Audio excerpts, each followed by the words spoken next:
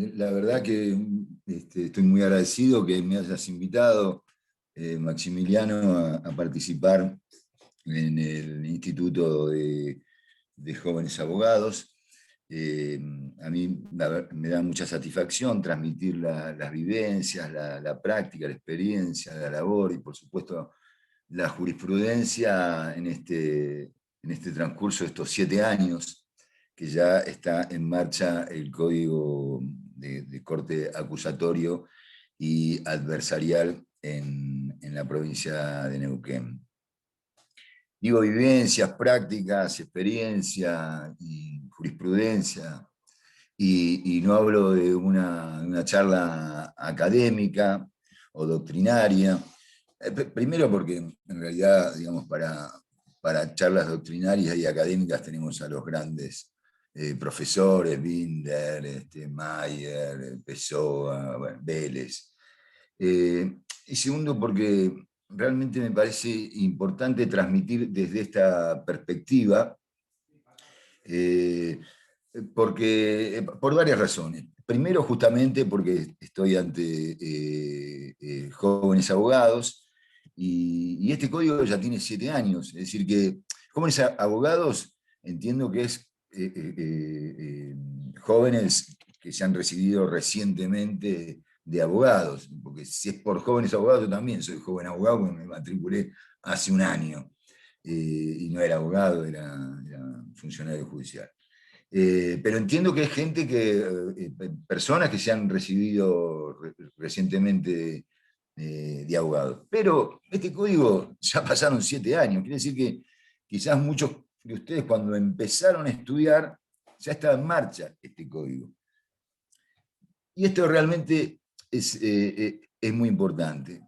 En todas las charlas sobre el proceso penal, sobre litigación, siempre se hace referencia a la diferencia del sistema inquisitivo, el sistema mixto y este sistema acusatorio y adversarial. Incluso vos mencionaste que estoy en la cátedra de procesal penal y hay una unidad que justamente trata este punto.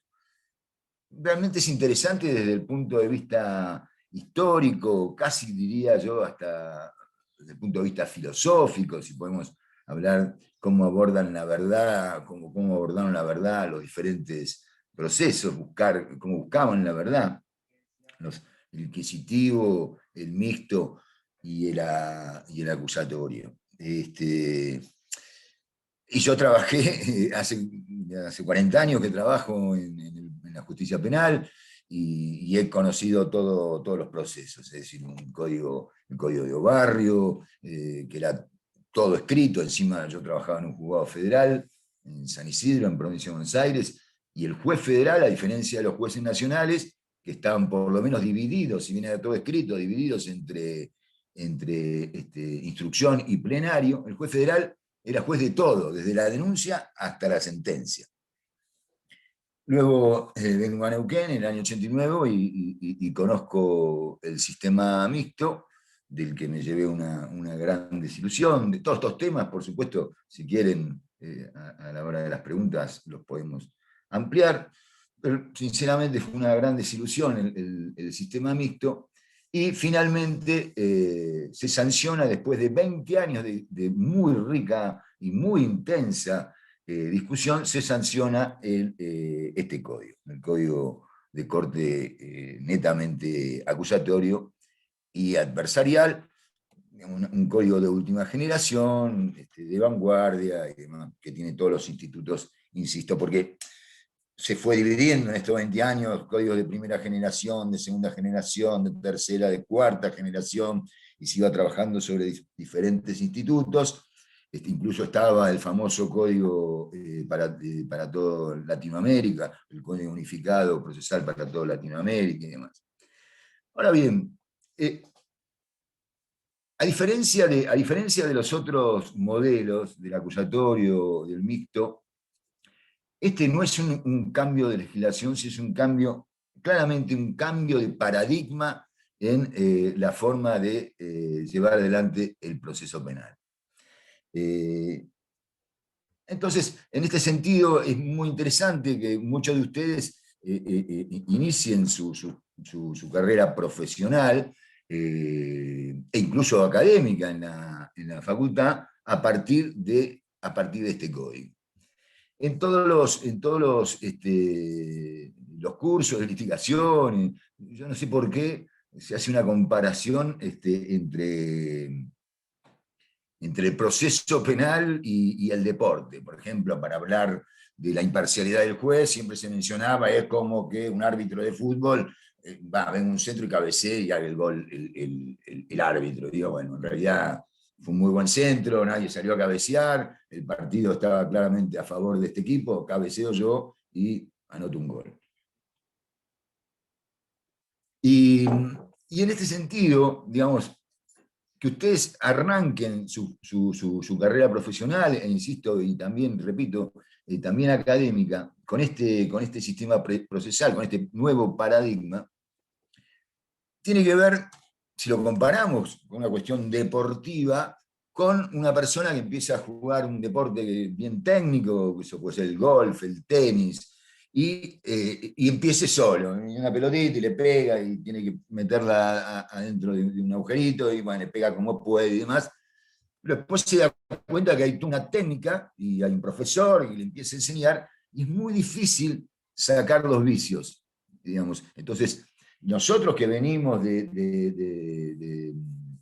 o algunos de nosotros que venimos trabajando ya con todos los sistemas procesales, a veces es más difícil, digamos, adaptarnos, o a algunos, sinceramente a mí no costó absolutamente nada, pero sí reconozco que claramente puede darse esta situación.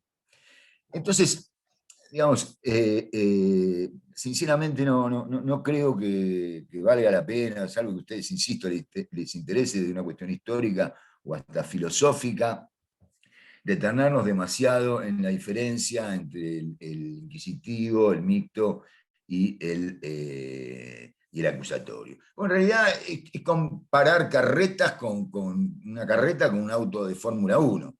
No, podemos estar toda la vida haciendo comparación, que la rueda, que el asiento, los caballos, uno a sangre y el otro. Pero la verdad que no tiene sentido, sobre todo teniendo en cuenta todas las cuestiones que estructuran estos códigos y que realmente están en pleno, en permanente desarrollo. Por eso también me parece interesante transmitirle desde la experiencia y desde la labor y desde la jurisprudencia, más que desde una cuestión académica. Que por otra parte, miren, en realidad la capacitación para los abogados penalistas es infinita.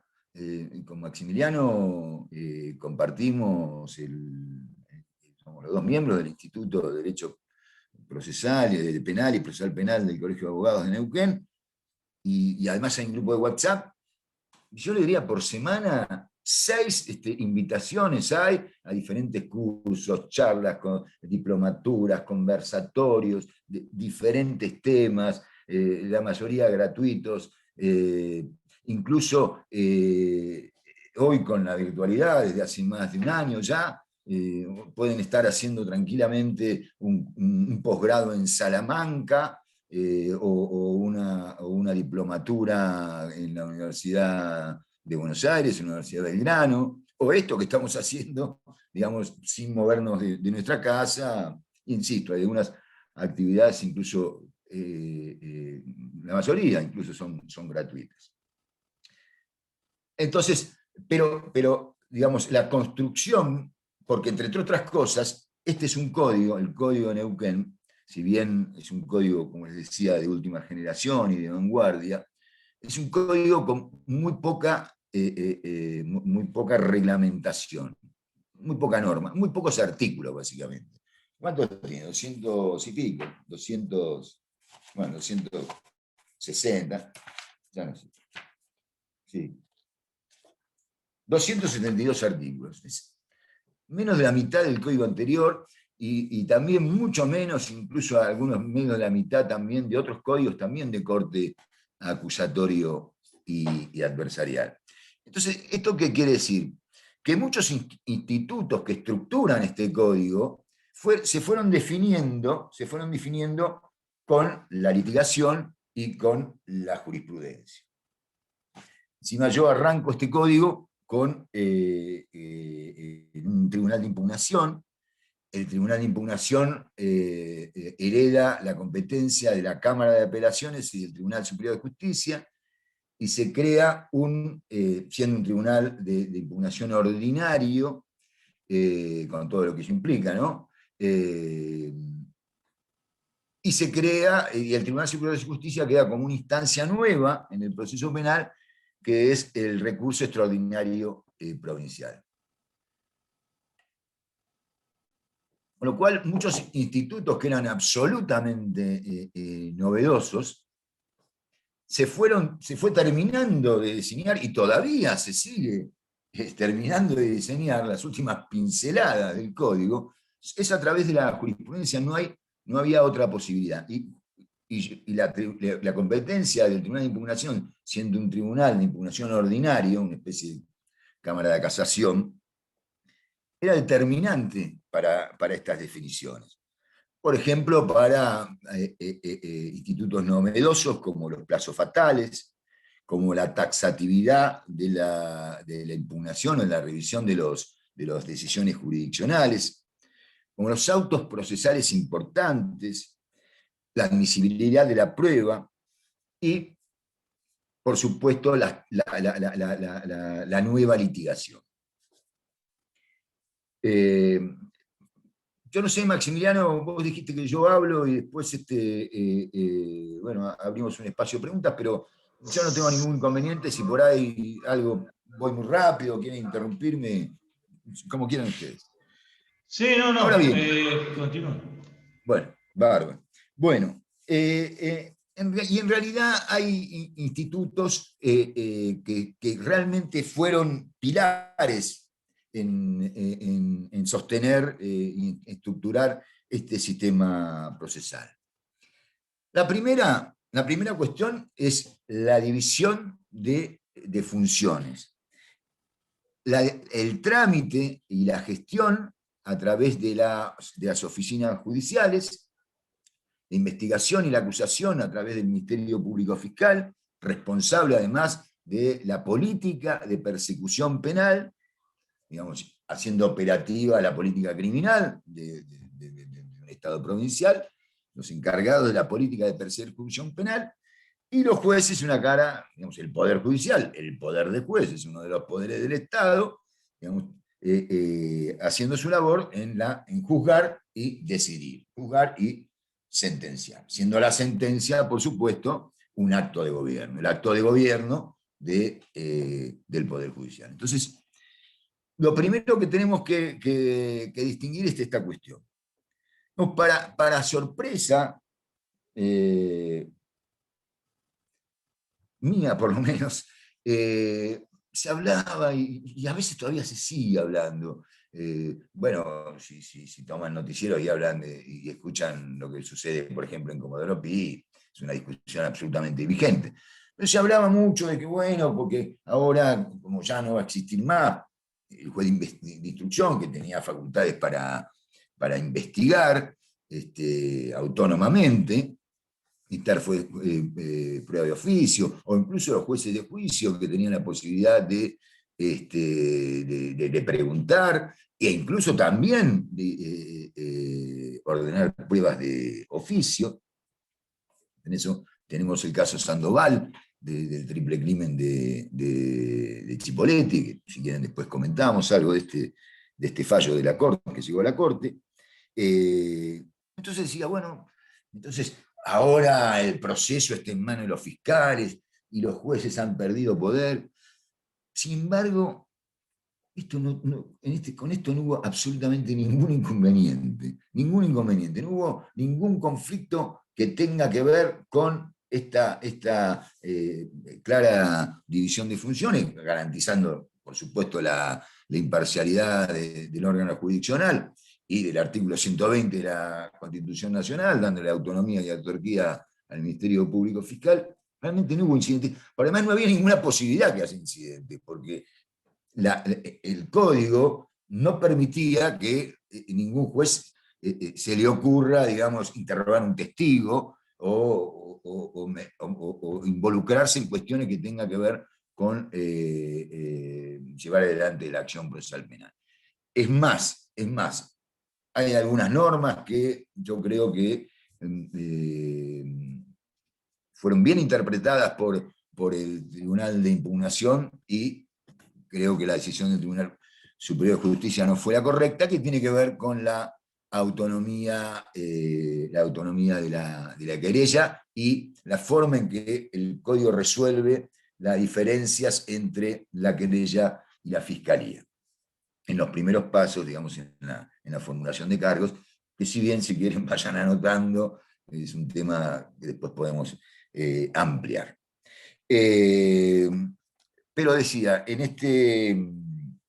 este sentido, no hubo inconvenientes. El código no lo permitía. No lo permite. Pero sí se advirtieron algunos problemitas en relación a abandonar los jueces la cuestión del trámite. La cuestión del trámite les costó más a los jueces abandonarla que la cuestión de los poderes que tenía, o las facultades que tenía para investigar. Y hubo, sí, algunos incidentes, y todavía hoy hay algunos incidentes. A mí no me van a manejar la agenda, y sí, te van a manejar la agenda. Te van a manejar la agenda porque el trámite para la oficina, el derecho para los jueces. ¿Okay? Bueno, cambió sustancialmente no solamente el proceso penal, sino y la forma de trabajar de los jueces, y de la judicatura, sino les aseguro que en mi caso me cambió completamente la vida, digamos, yo pasé de pertenecer a un organismo que era un monstruo, que era la Cámara de Juicio número 1, con un montón de empleados que a veces ni sabía cuáles eran de la Cámara 1, de la Cámara 2, prosecretario, secretario, bueno, una estructura tremenda, siempre trabajando con los mismos jueces, a pasar a directamente los viernes agarrar mi teléfono y ver con quién integro el tribunal el lunes, dónde y con qué cuestión, con qué tema, qué caso, digamos, y sin tener nada más que una computadora y un despacho que incluso a veces es innecesario. Ni siquiera el despacho hace falta. Es decir que hubo, como les decía, un cambio de paradigma importantísimo. Entonces, esta estructura es fundamental. No puede funcionar, por ejemplo, este sistema si hacemos una mixtura, por ejemplo, seguimos con los organismos estancos, Cámara 1, Juzgado 1, Juzgado de Garantía 1 y demás, en lugar de enrolar a los jueces en colegio de jueces y claramente una oficina judicial. Cuando se mezclan dos cosas, esto no funciona. Entonces, insisto, estas tres estructuras, oficina judicial, Ministerio Público Fiscal y jueces, es fundamental, es determinante y es donde se reparte el poder. Si quieren, después volvemos a esto, y no por eso, no es porque me olvido, ni porque tengo una importancia trascendental en el proceso, es por eso que no menciono a la defensa en esta estructura que sostiene esta parte del proceso, por lo menos. Después, una herramienta determinante, una herramienta fundamental para llevar adelante con éxito este proceso es la oralidad. La oralidad, digamos, algunos, es una herramienta tan importante que algunos lo consideran casi un principio. Sin embargo, obviamente no es un principio, pero es algo que habilita a los principios más importantes que rigen el proceso penal en un Estado republicano de gobierno. Es decir, la publicidad, la inmediación, la contradicción, la ausencia de delegación de funciones y la clara justamente distinción de funciones a partir de la contradicción. Ahora bien, una herramienta, digamos, a mí, por ejemplo, si me dan, no sé, una herramienta clave, una herramienta muy útil, digamos, como puede ser, no sé, un taladro eléctrico, inalámbrico, con luz, si me lo dan a mí, seguramente voy a hacer un desastre. Voy a agujerear mucho más la pared, voy a romper la mecha, voy a romper seguramente el taladro también, y hasta capaz que tengo alguna lesión. Esto me parece que ocurrió, les decía que fue la gran desilusión en el sistema mixto. El sistema mixto, digamos, básicamente era un inquisitivo en la instrucción, con un juez de instrucción con muchísimas potestades y facultades, y un juicio, una etapa de juicio, una etapa de plenario, oral, oralidad oral, y teóricamente acusatorio. Bueno, esto fue una gran mentira, digamos. Había un montón de institutos que viciaban la oralidad y la terminó siendo, digamos, nada. Hasta algunos leían los alegatos, hasta algunos llevaban las preguntas que le iban a hacer a los testigos. Se tenía este concepto de comunidad de la prueba, es decir, que no era mi testigo, sino que era el testigo de todos, incluso hasta del propio tribunal. Los jueces entraban con toda la prueba sustanciada en instrucción y con ese monumento del sistema inquisitivo que fue el expediente, con lo cual le digo, sinceramente, en la Cámara 1, que tuve muchísimos años, sinceramente nunca lo hicimos, pero se podía entrar básicamente con la sentencia hecha. Imagínense que eso es absolutamente imposible. Entonces, digamos, ¿cuál fue la forma de garantizar el buen uso, digamos, una genuina oralidad? El sistema de audiencias. Y con esto, bueno, ya nos metemos en algunos temas que me había mencionado Maximiliano, que queríamos conversar, que le interesaba que conversemos. El sistema de audiencia. ¿Qué es el sistema de audiencia? El sistema de audiencia básicamente es primero la posibilidad de que sea realmente operativa la oralidad, esta herramienta determinante y fundamental y clave para el éxito del sistema, pero además garantizar durante todo el proceso, incluso cualquier incidencia del proceso, estos principios: la publicidad, la inmediación, la contradicción y la ausencia de delegación de funciones. Digamos, ¿por qué los jueces no teníamos o no tienen, digamos, ningún recurso humano a su disposición? Porque no la necesita. Porque ¿qué va a salir y va a decir, che, escúchame, dictame la decisión vos de algo que no estuvo? Porque eso es la inmediación con las partes y sobre todo la inmediación con la prueba.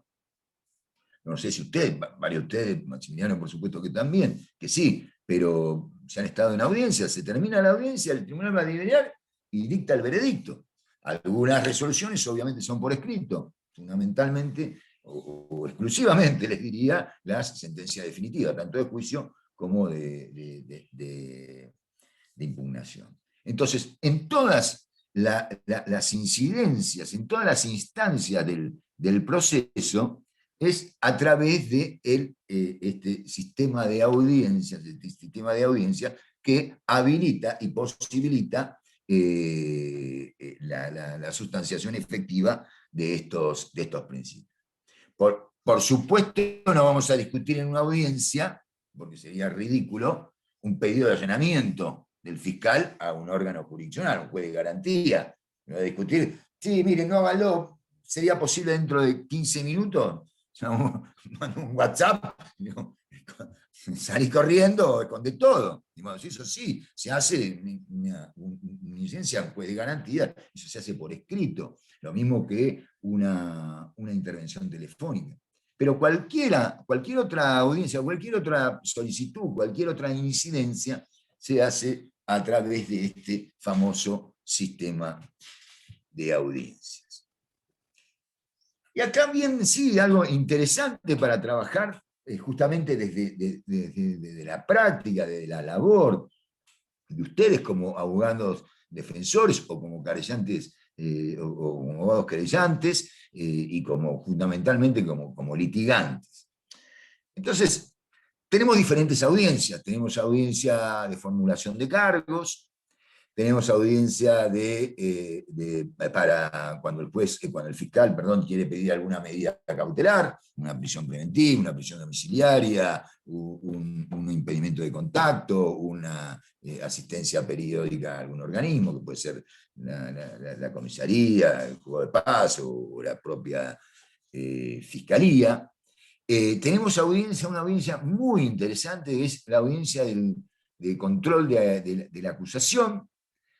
Tenemos una audiencia clave, determinante, quizás la más importante de todas, que es la audiencia de preparación del juicio o la audiencia donde se presenta la acusación, de la etapa intermedia.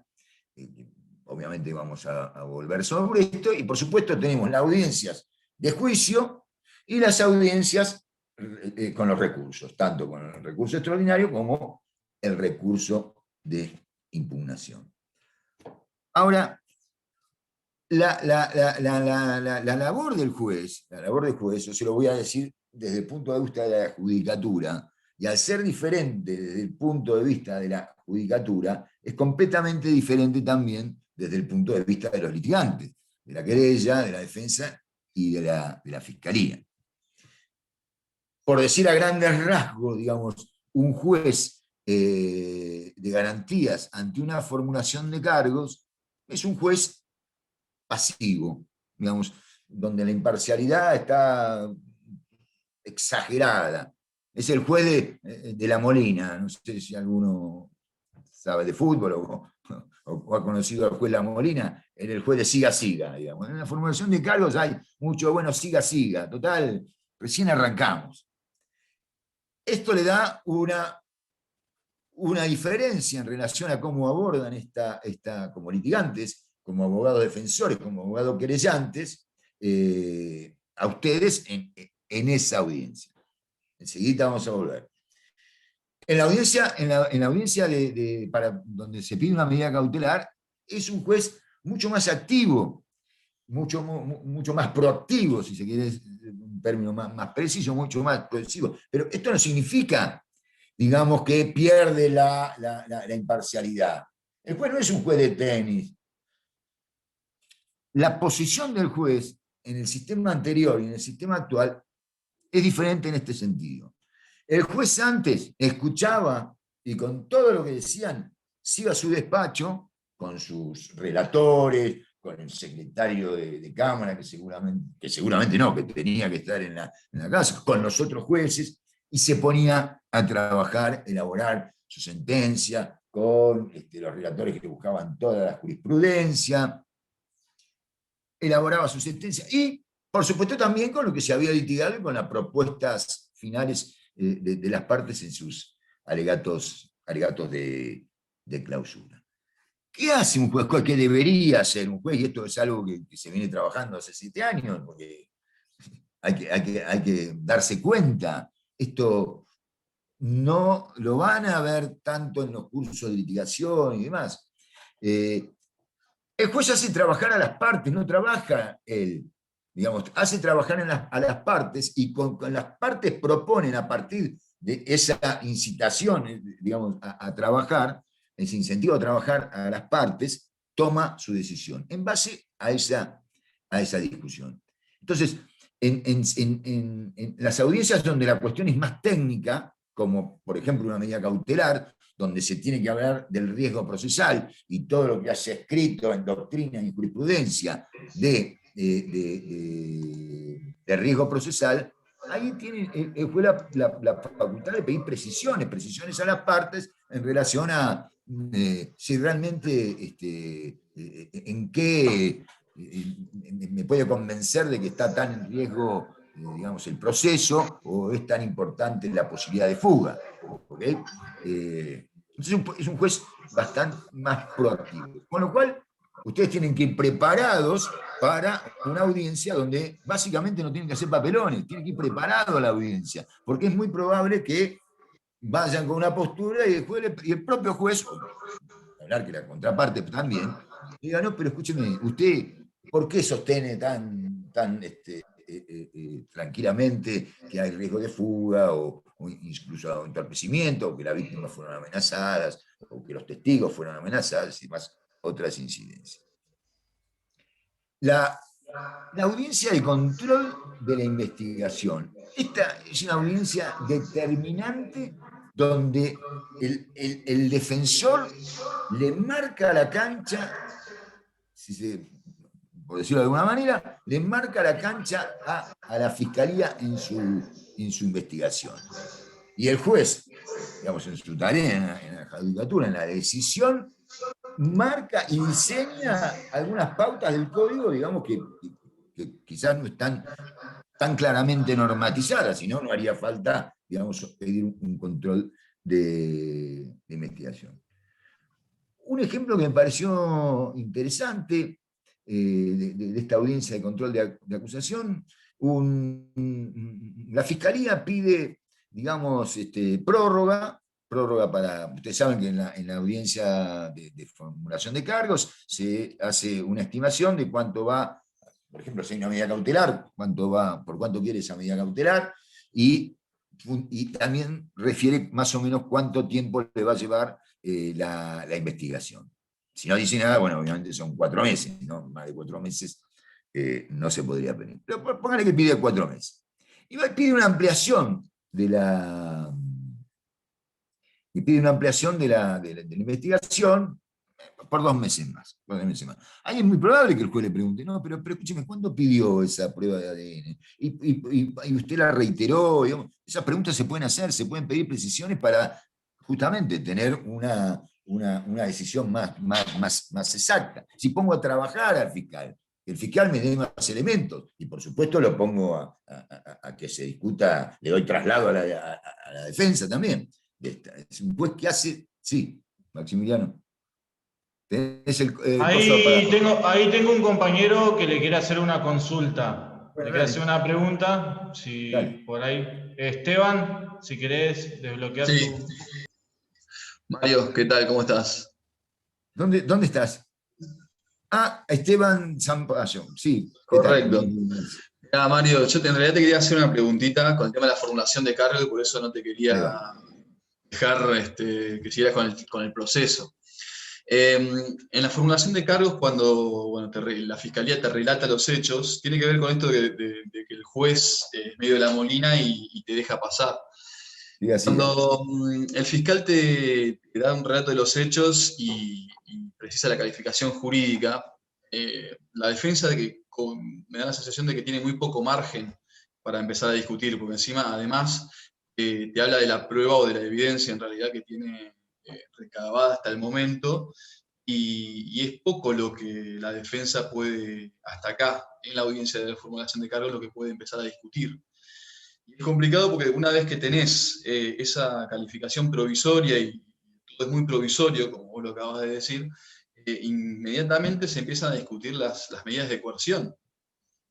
¿Me explico? Sobre todo cuando tenés tu defendido está detenido. ¿Me sigues hasta acá? Perfecto. Entonces se empiezan a discutir, justo terminás con eso, con esa discusión, empezás con las medidas de coerción. ¿Me explico? Y podés tener a tu defendido 4 meses detenido solamente con lo conversado en ese pequeño en ese pequeño ámbito, donde no tenés mucho para moverte, y a lo mejor no te pudiste entrevistar con los testigos que sí se entrevistó la fiscalía, y es solamente con una pequeña mención, la fiscalía ya te puede empezar empezar a ver el tema del peligro de la demora, perdón, del peligro de fuga y el entorpecimiento de la investigación. Y con eso solo ya podés llegar a tener a tu defendido con 4 meses con prisión preventiva. Y no tenés posibilidad, o por lo menos no te toman como gravamen irreparable después, a tratar de impugnar esa audiencia de formulación de cargo.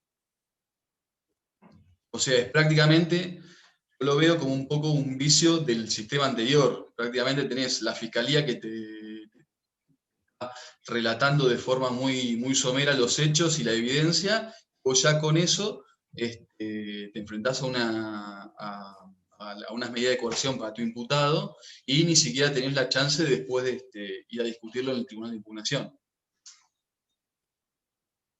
Bueno, está muy bien, me gusta. ¿Está bien? Me gusta. ¿Se entiende lo que digo? Me metiste en algo que obviamente iba a tratar a instancia Okay. de hablar sobre las audiencias de formulación de cargo. Primero metiste dos temas que son diferentes. Una cosa es la formulación de cargos y otra cosa es una medida de coerción. Y máxima que me estás hablando de una medida de coerción, una medida cautelar extrema, como es la prisión preventiva, que tiene muchísimos requisitos, ¿no? Una serie de requisitos, digamos, importantes.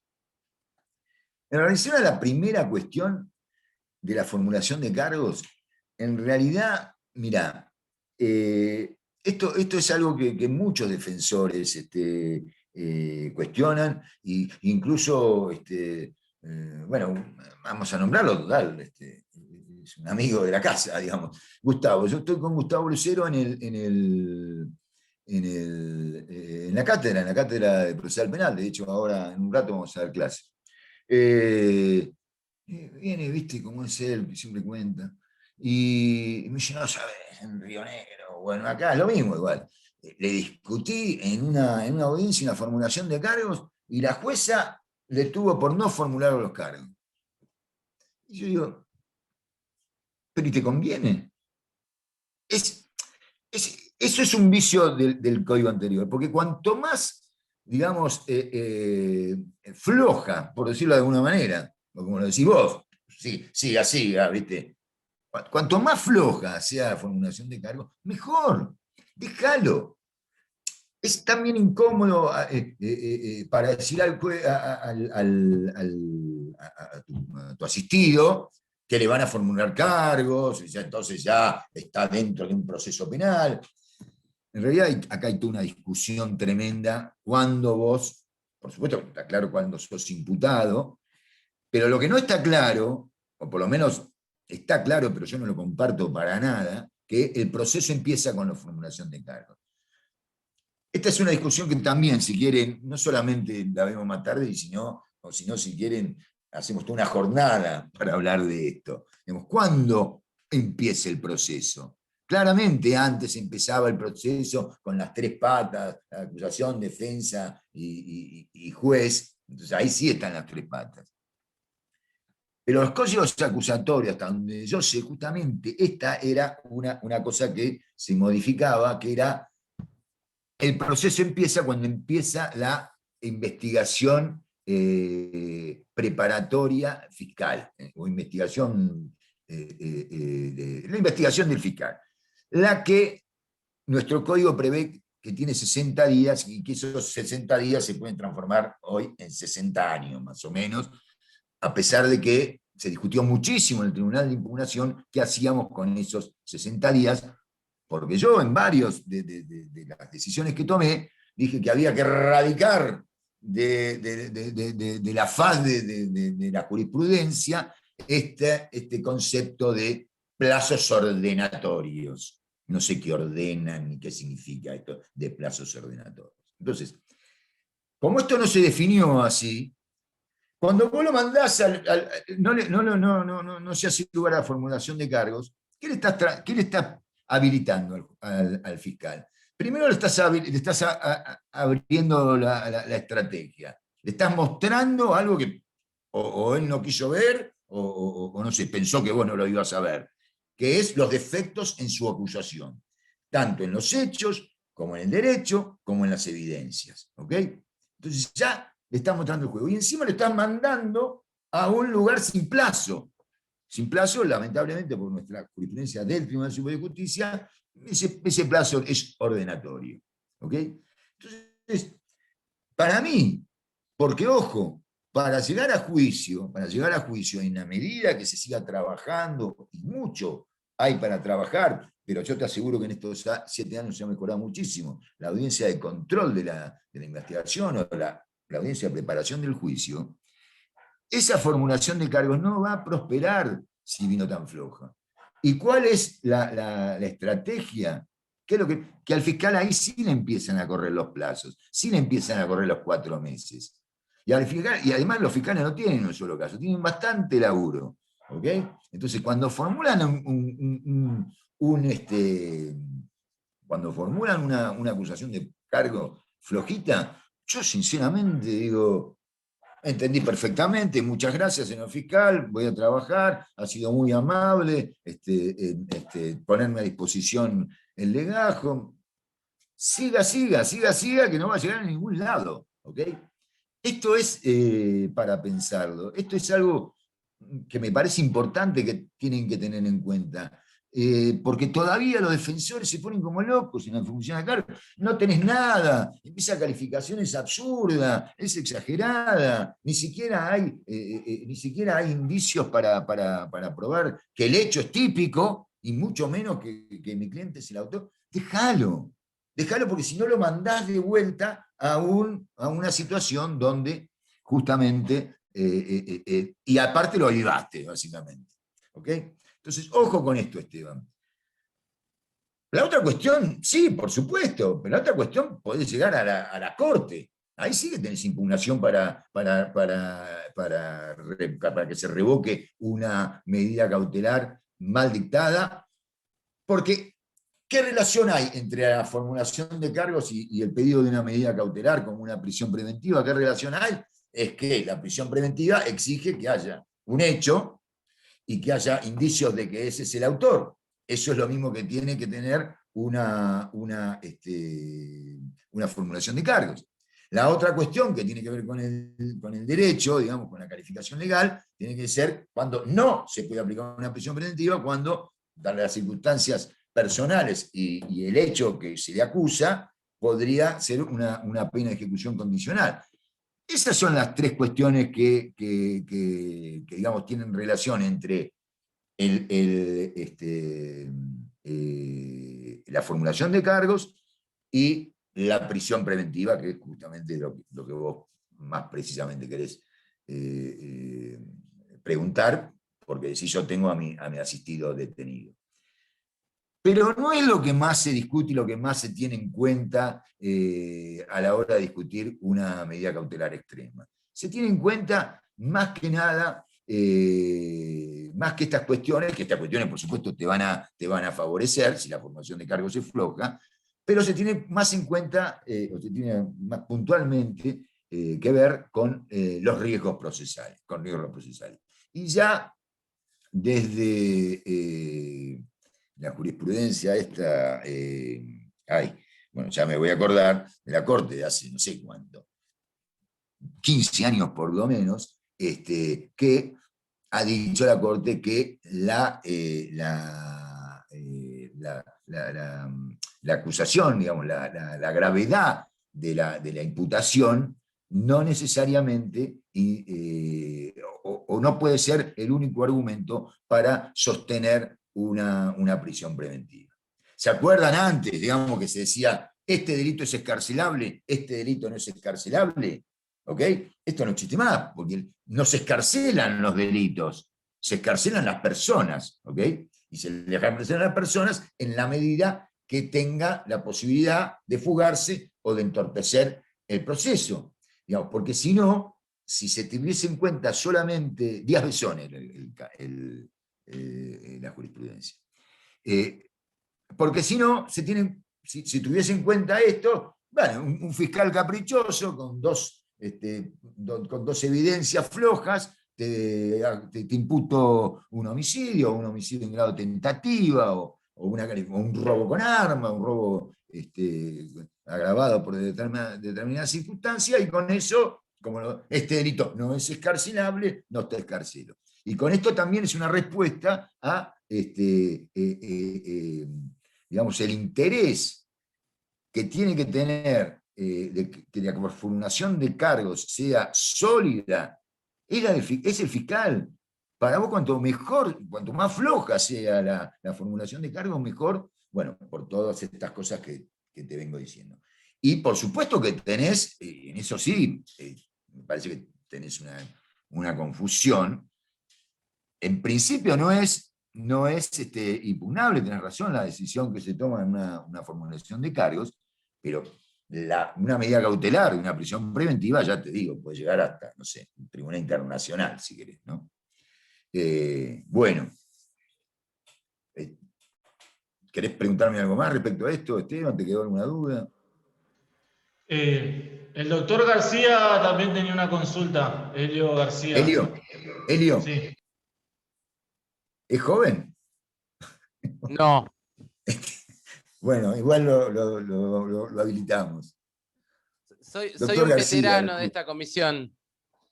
Ah, ya sé, ya sé. Soy como los abuelitos que van al... Bien. No, más que nada para los oyentes. Pues uno lo escucha más que nada en la práctica. Vos compartís la idea entonces de que la formulación es un acto de notificación. No. Yo, digamos, sé de la trascendencia que tiene la formulación de cargos, ya vamos a hablar de la teoría del caso y demás. No, porque en la práctica los mismos jueces te lo dicen. Dicen, esto es un acto de notificación. Después. Sí, es una cuestión bien preliminar. Mira, digamos, a partir de. Yo con este nuevo código, ya digo, trabajé en un tribunal de impugnación. Es decir, que a nosotros nos llegaban las cosas bastante cocinadas y teníamos que ver si estaban crudas o estaban quemadas, digamos, básicamente. ¿Ok? Pero a partir del ejercicio de litigación, yo he visto cosas increíbles. Yo le he llegado a decir a una jueza, mire, doctora, no le estoy sugiriendo, no le estoy, digamos, lea el código, esto no puede prosperar jamás esta acusación, porque es imposible, acá no hay ninguna posibilidad de un concurso, por ejemplo, o un concurso real, tiene que ver con teoría del delito. Y bueno, pero es preliminar y qué sé yo, y entonces, bueno, esto que decíamos, siga. Tengo perros muy ladradores, discúlpenme. Increíble. Bueno, entonces, ¿qué me querés preguntar? ¿Qué querés acotar? No, eso, si compartís, digamos, esa idea o no, pero con tu respuesta me quedó claro que no la compartís. No es una simple notificación. Simplemente le contesto a Esteban y porque esto me parece importante para transmitir a jóvenes abogados. Porque ni los jóvenes ni los viejos discuten mucho en la formación de cargo y no hay como abogado defensor, sí, por supuesto, y esto lo vamos a ver enseguida, esto que me dicen cómo preparar un caso, uno de los que estaban en el aviso, digamos, de este conversatorio. ¿Sí? ¿Cómo se prepara un caso? Bueno, un caso se prepara diferente si estamos como querellantes, si estamos como defensores, si la tarea del fiscal fue flojísima o si la tarea del fiscal fue, digamos, contundente y tiene todas las evidencias y ha citado muy bien los hechos y ha citado muy bien el derecho y ha trabajado muy bien las evidencias. Es decir, obviamente hay diferentes formas de abordar un caso que ya lo vamos a ver. Obviamente, si trabajamos como querellantes, a ver, el querellante con este código que claramente no le da una autonomía absoluta y recién le da autonomía en la audiencia de control de acusación, y se le dio autonomía en la jurisprudencia por una interpretación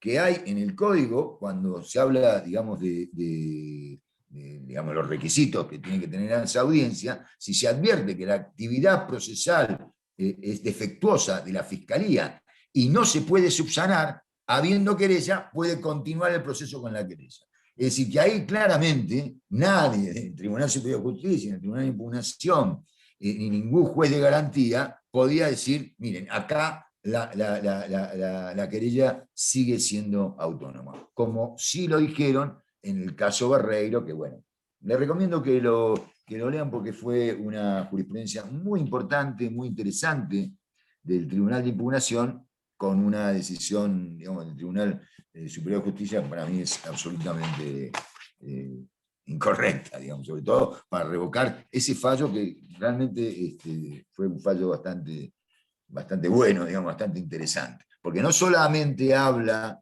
de la autonomía de la querella, sino que habla de los defectos en la legislación del código para resolver las incidencias en esa instancia del proceso entre la Fiscalía y la querella. Es decir, concretamente, si yo, y valga el disparador que provocó Esteban con su pregunta, obviamente que si yo soy querellante y advierto que la Fiscalía ya está ansiosa por formular cargos, y me tengo que acercar al despacho, trabajar con la... Yo fui 7 años fiscal, con el código anterior, pero me di cuenta de una cosa, digamos, clave. El fiscal nunca va a tener problemas si está al lado de la víctima, bien pegado a la víctima, la recibe en su despacho, se le explica todo, aunque no prospere la investigación, nunca. Y si tiene querella, bueno, la panacea, trabajar con una querella, a diferencia de muchos fiscales que les incomoda la querella. Entonces, el querellante tiene que, digamos, obviamente, al advertir que va con una formulación de cargos floja, con evidencias y con una teoría legal también muy floja, yo creo que ahí sí tiene que tener una intervención. No intervención en la audiencia, porque ahí empiezan a correr otros problemas, como la acusación única, las diferencias entre el fiscal y el querellante, que las tiene que resolver, depende de la situación, el fiscal jefe o un órgano jurisdiccional. Por supuesto que, insisto, a partir de esta defensa, de esta pregunta de Esteban, no es lo mismo lo que, desde mi punto de vista, la estrategia que tengo que tener ante una formulación de cargo floja como defensor que como querellante. Bueno, entonces, bueno, ya hemos profundizado en relación a la audiencia de formulación de cargos. La audiencia de control de la acusación o preparatoria al juicio, ahí sí que nos jugamos todo, y es la audiencia más importante y donde se habilita la discusión clave. ¿Clave para qué? Para la suerte del debate, para la suerte del juicio y obviamente para la suerte de la víctima o del fiscal o de la querella y de la defensa y del imputado. También tenemos que pensar la audiencia de control de la acusación, básicamente pensando si vamos a ir a un tribunal de jueces profesionales o a un tribunal de jueces de juicios populares, a un juicio por jurados. Está, digamos, como una cuestión para tener en cuenta. Después, otra de las cosas que están faltando, me parece, en este código, que es clave, que es determinante justamente para el juicio y para la litigación y para justamente el filtro y para tener juicio de calidad, que es desarrollar que se está trabajando mucho, hay muchos cursos también, les recomiendo que los hagan, hay muchos libros y demás, que es las reglas de evidencia. Por supuesto que hay reglas de evidencia, pero no tienen, digamos, el desarrollo que tienen en otros procesos, sobre todo de otros países, básicamente. El Código Entre Ríos creo que tiene mejor desarrolladas las reglas de evidencia, pero son claves, digamos, para saber qué evidencia puede pasar al juicio para transformarse en prueba. Es decir, uno puede decir, bueno, el testigo de oída no corresponde. Primero, que el código no lo dice. Y segundo, que si uno va a un manual de reglas de evidencia, va a encontrar que dice, por ejemplo, el testigo de oídas no puede ser admisible, salvo que hay 50 excepciones. ¿Me entiendes? Entonces, esto es clave para esta audiencia. ¿Qué se discute? Bueno, se discute la sobreabundancia y se discute básicamente la pertinencia. La sobreabundancia y la pertinencia. Bueno, entonces esta audiencia es clave. En esta audiencia sí, por supuesto, tenemos que advertir un montón de cosas desde el lado de los defensores. En esta audiencia es donde vamos a decir, mire, con esa teoría legal es imposible porque no, es insostenible que pasemos con una calificación de tentativa de homicidio cuando dispararon al aire y se trata de un abuso de armas. Acá nunca estuvo en peligro la vida de nadie. Entonces ahí sí se discuten cuestiones de hecho, cuestiones de derecho y cuestiones de evidencias o de prueba. Pero, insisto, hay algo que está faltando. Este código, que tiene mucho, digamos, y es, insisto, de última generación, es trabajar y sancionar unas reglas de evidencia claras. Vamos a avanzar un poco más, porque seguramente vamos a dejar más espacio a las preguntas. Esto, digamos, de cómo preparamos un caso. Lo primero que tenemos que tener en cuenta es el mandato normativo del artículo 17 para jueces y fiscales. ¿Okay? El legislador neuquino le dijo a los jueces y a fiscales que tienen que tener en mira, digamos, básicamente es, digamos, la reglamentación, la sustanciación de este principio de última ratio. Ustedes saben la diferencia, obviamente, entre mínima intervención y última ratio, ¿no? ¿Saben la diferencia? ¿No? Bueno, está bien. Alejandra no la sabe. Mínima intervención significa el sistema penal, el derecho penal, digamos, es la herramienta punitiva más poderosa que tiene un Estado en un Estado de derecho. ¿Okay? En un Estado de derecho, la herramienta punitiva más grotesca, más poderosa, es el sistema penal. Obviamente con su manifestación más...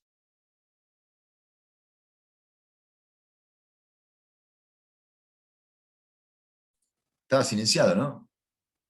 Bueno, la pena es privativa de libertad, la pena de prisión o la pena de reclusión, que fue declarada inconstitucional, pero sigue presente en el artículo 5 del Código Penal. Esa es la manifestación más grande. Entonces, ¿qué decimos? El derecho penal es de mínima intervención, Solamente pueden entrar en la esfera del derecho penal las acciones más graves, las acciones obviamente típicas, más graves que ocurren en una sociedad. ¿Ok? Yo siempre hago la comparación de si tenemos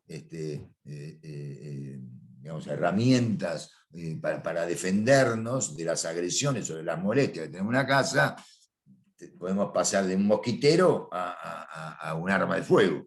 digamos, pero si tengo una invasión de mosquitos, no tiene ningún sentido que le tire con un revólver, porque voy a provocar más perjuicio que beneficio puedo tener de matar muchos mosquitos, seguramente no mate a ninguno.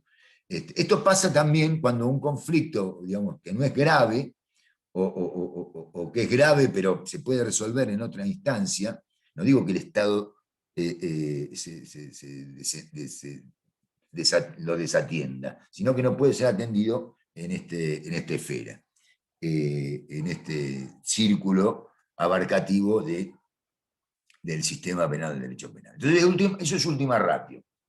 Al derecho penal entran solamente los conflictos más graves. Y eso es la mínima intervención, perdón. Y la última ratio es, una vez que entraste al derecho penal, una vez que sos atrapado por la ley penal, la pena es el último recurso. ¿Ok? Y esto está en el artículo 17. ¿Lo conocen? Es un artículo... Yo lo debería saber de memoria. Los jueces y fiscales procurarán la solución del conflicto primario surgido a consecuencia del hecho, a fin de contribuir a restablecer la armonía entre sus protagonistas y la paz social. La imposición de la pena es el último recurso. Por esto quiero decir, es la famosa disponibilidad de la acción, que provocó una discusión tremenda en estos 20 años si los estados provinciales podían disponer de la acción o era cuestión, algo que tenía que estar de un poder delegado de las provincias a la nación. Una discusión que realmente era absurda. Si bien está sancionado en el Código Penal las cuestiones referidas a la acción, eso no quiere decir que la acción no sea algo, digamos, el motor de un proceso. El motor del proceso es la acción. ¿Cómo la acción va a ser algo, la acción procesal? La acción procesal es algo que delegaron las provincias en nación. Bueno, entonces aparecen estos famosos principios de oportunidad, a diferencia de los principios de legalidad, el principio de oportunidad. Entonces es algo que hay que tener muy en cuenta. El primer abordaje que tenemos cuando nos viene un asunto, incluso tanto como querellantes o como defensores, es la posibilidad de una solución alternativa a ese conflicto.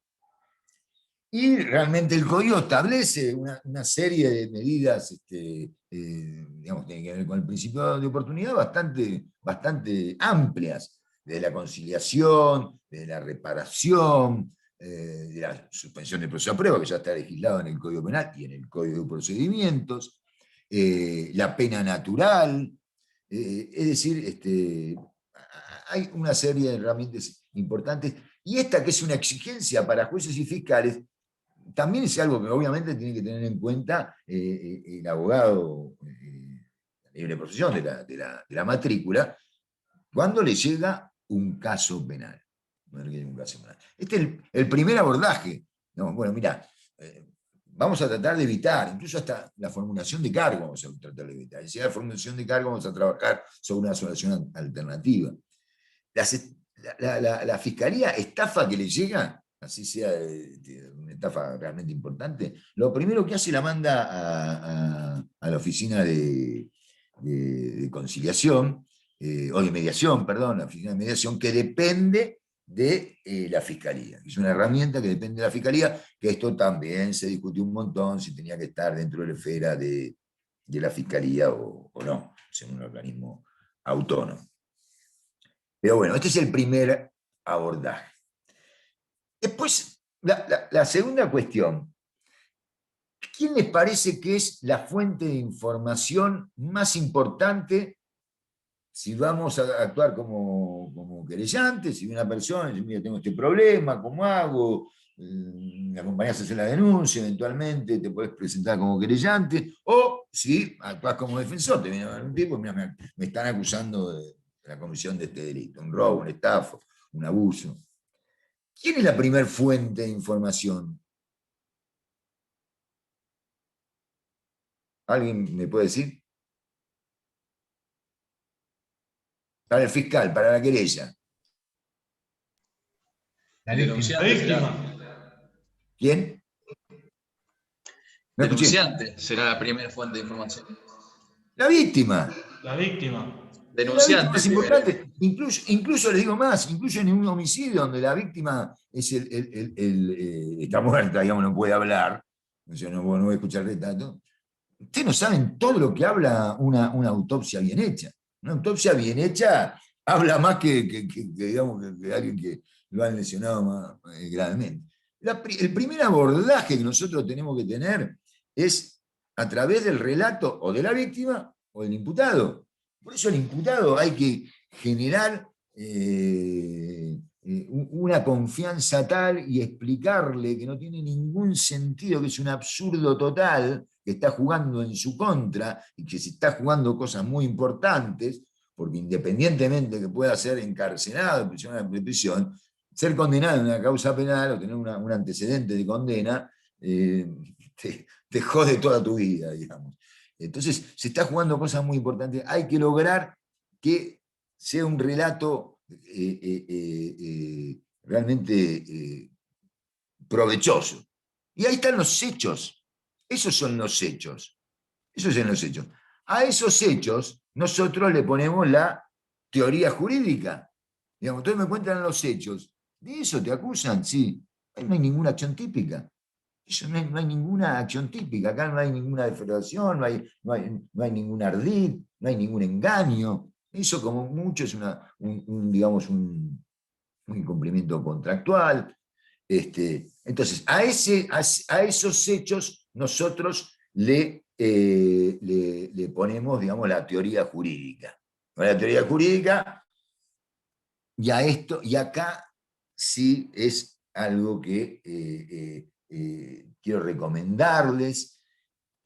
La teoría del caso, la famosa teoría del caso, es la teoría del delito.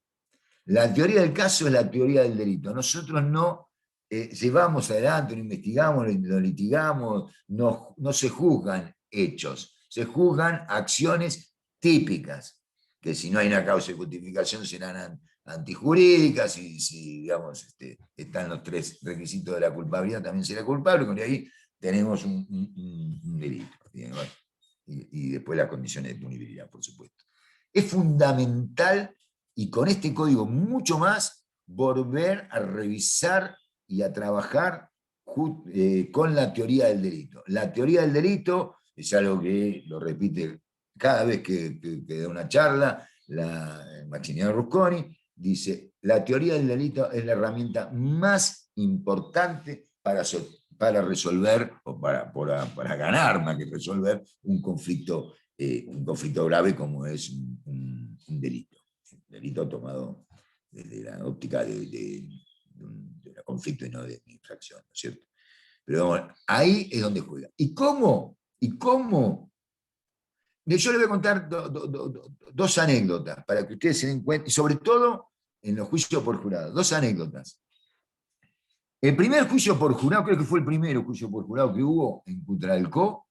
El juez era Nieves.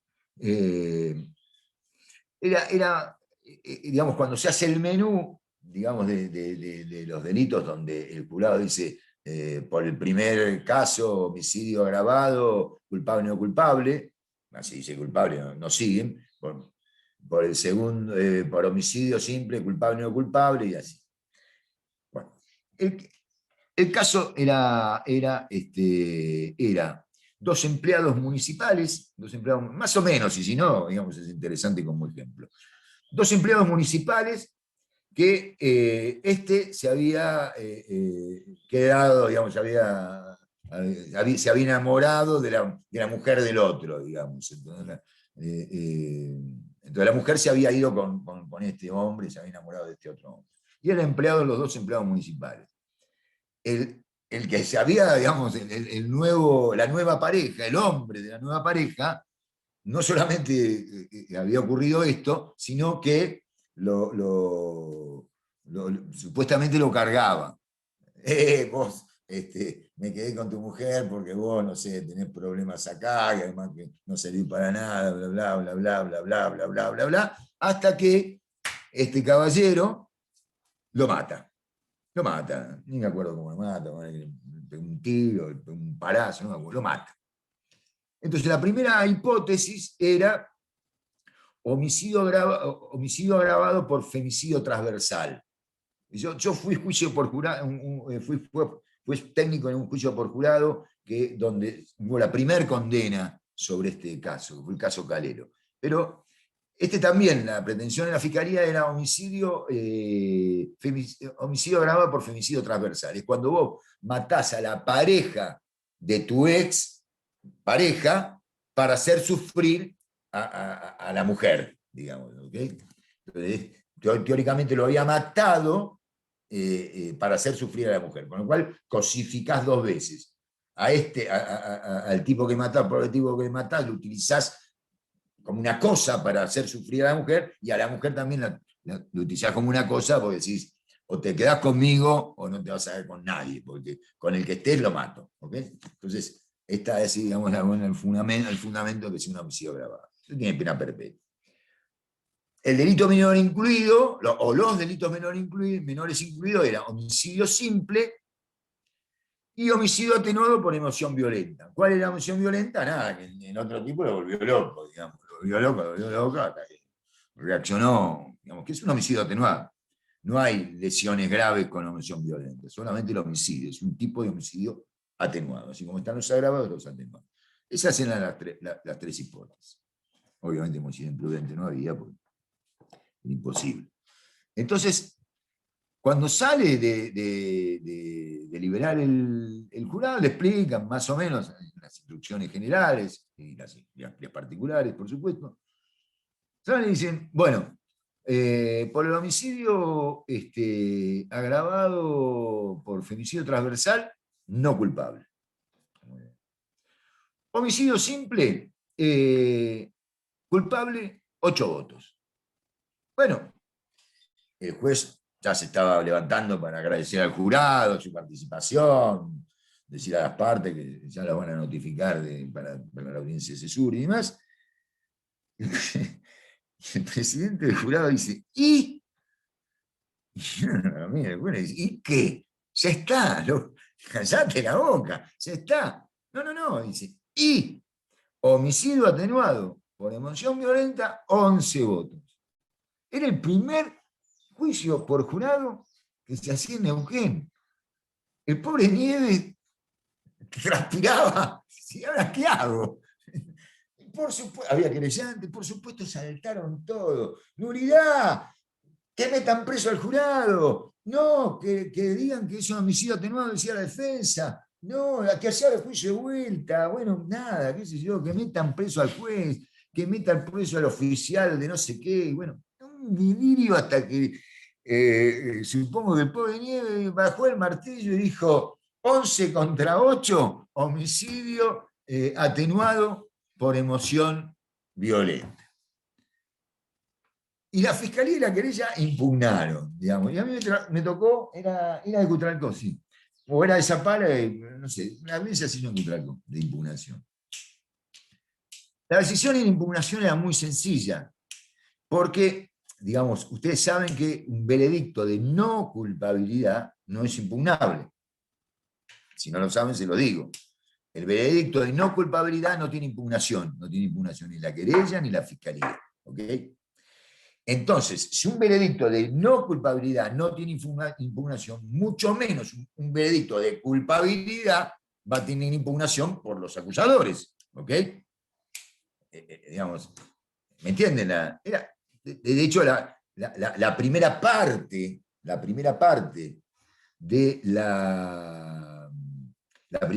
de la decisión del Tribunal de Impugnación era esa, rechazarlo porque, bueno, por esta cuestión. Básicamente no tenés impugnación, se declara inadmisible. Y yo agregué otra cosita que advertí ahí. El jurado, desde la lógica y desde la teoría del delito, que no tengo ninguna duda que sigue parámetros mucho más lógicos de que nosotros pensamos. Es decir, si la teoría del delito no es lógica, no puede prosperar. De la lógica y de la teoría del delito, había hecho las cosas bien el jurado. Porque, digamos, para que un zapato sea blanco, para un caballo sea tordillo de blanco, primero tiene que ser caballo. y después es caballo blanco, ¿ok? Entonces yo me imagino, porque obviamente en la deliberación son secretas y no se escribe ni nada, no se menciona en los fundamentos, pero bueno, habrán dicho, homicidio agravado, ese no. Ahora, si nosotros decimos que no hay un homicidio simple, ¿cómo vamos a decir después que hay un homicidio atenuado? ¿Ok? Primero hay un homicidio y después ese homicidio es atenuado. ¿Ok? Eso es lógica. No puedo decir no hay homicidio y después hay homicidio atenuado. No es lógico. No es lógico. Y no hay discurso que se pueda sostener, ni el literario, ni el jurídico, ni nada, si no se respetan las reglas de la lógica. Pero también, al mismo tiempo, eso desde la teoría del delito, ¿qué es? ¿Qué es? A ver si lo saca. Un concurso aparente o un concurso de tipos. El famoso homicidio o figuras básicas agravadas. Un homicidio agravado por el vínculo, en realidad es un concurso ideal entre, podría pensarse que es un concurso ideal entre homicidio simple y homicidio agravado. Un robo es un hurto agravado por violencia en las personas o fuerza en las cosas. ¿Okay? Eso para la teoría del delito, justamente es un concurso aparente.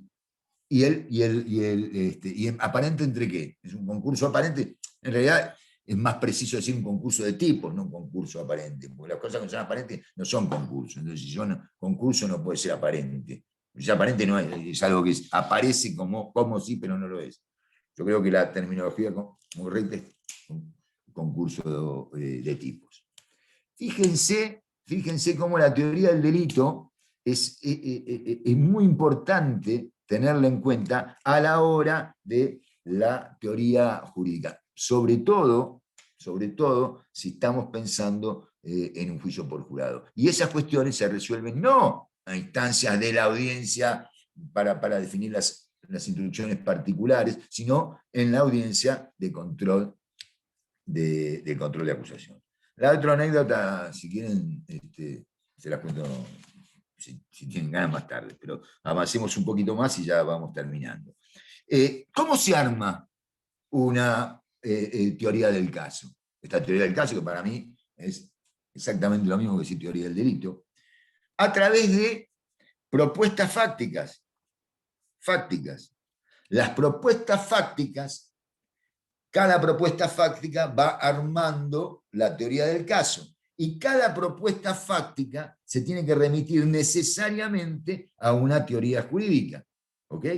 Entonces, si mi propuesta fáctica, el relato de los hechos es entró por la ventana, rompió un vidrio, pensando que no iba a encontrar a nadie, y sin embargo había una persona durmiendo, y como había una persona durmiendo, sacó el arma de fuego, y esta persona, a pesar que se quiso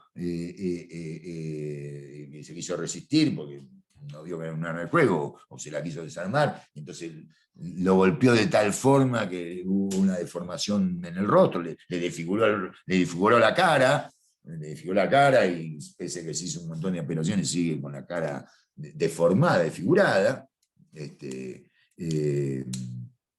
¿Vieron el chiste ese que peleó con Mike Tyson?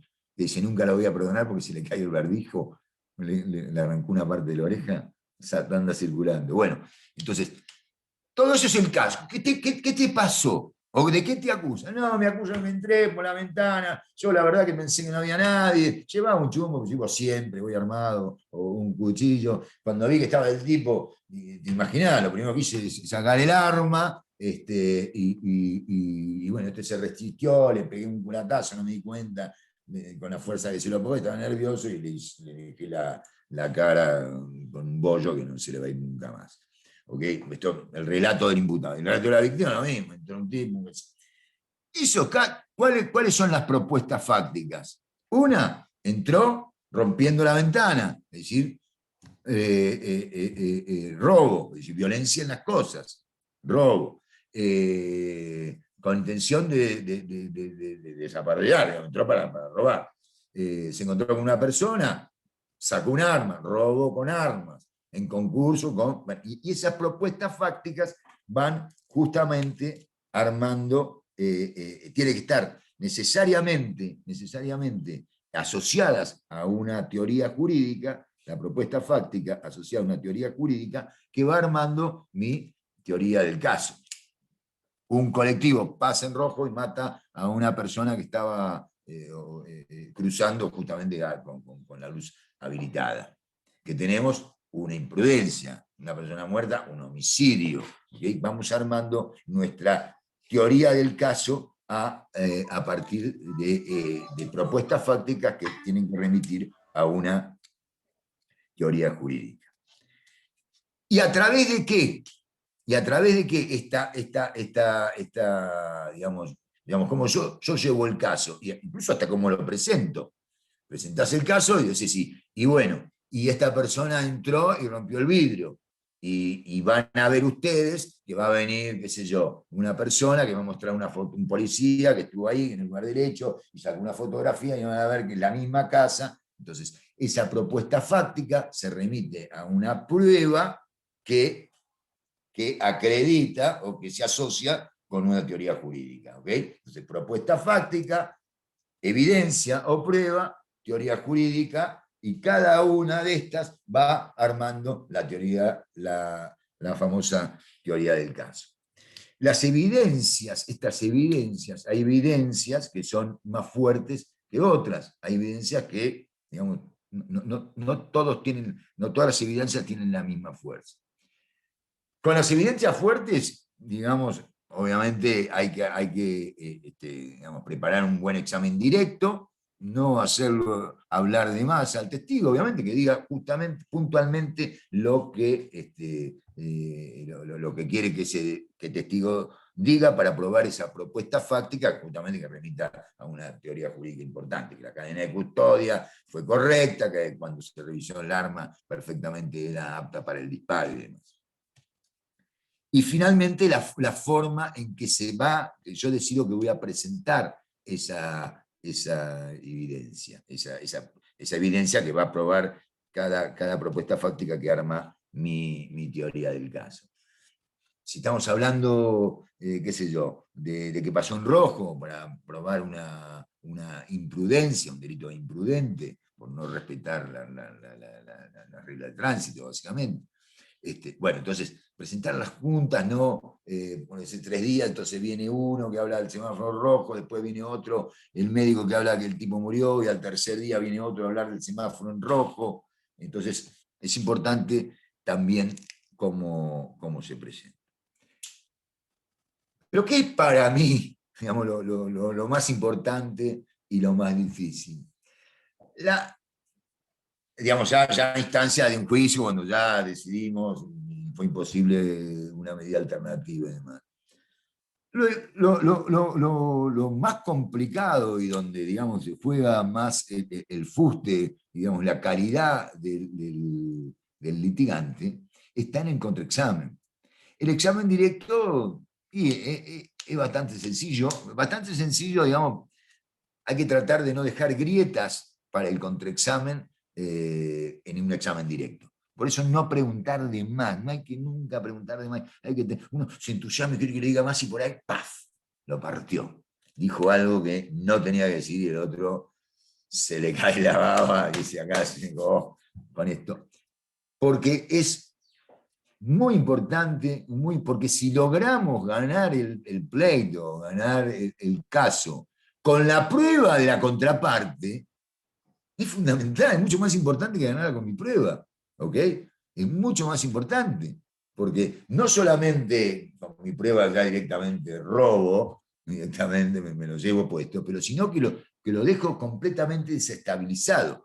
Por eso el trabajo fundamental del litigante es en la preparación del caso y todo esto que, digamos, podríamos hablar de cada cuestión que he tocado jornadas enteras, pero trabajen, practiquen permanentemente las técnicas del litigante del contraexamen. Bueno, yo creo que con esto, Maximiliano, ya podemos Sí, abrir el espacio de con esto preguntas. estaríamos, si abrimos el espacio a las preguntas, Sí. si alguno tiene alguna pregunta para el doctor Rodríguez Gómez ¿Alguna pregunta o alguna o algún reflexión? aporte. Claro, un aporte.